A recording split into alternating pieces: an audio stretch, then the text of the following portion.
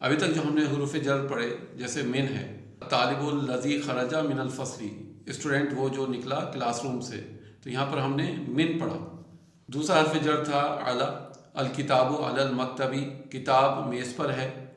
تیسرا حرف جر ہم نے پڑھا فی، السریر الذی فی غرفتی خالد مکسور، خالد کے کمرے میں جو پلنگ ہے وہ ٹوٹا ہوا ہے۔ ذهب محمود الی الجامعۃ، محمود گیا یونیورسٹی، تو یہاں پر الی کا لفظ آیا تھا۔ تو یہ حروف جر ہم پڑھ چکے ہیں، من ہے، علی ہے، الی ہے، فی ہے۔ آج ہم ایک نیا حرف جر پڑھیں گے اور وہ ہے لی، جس کے معنی ہوتے ہیں لیے۔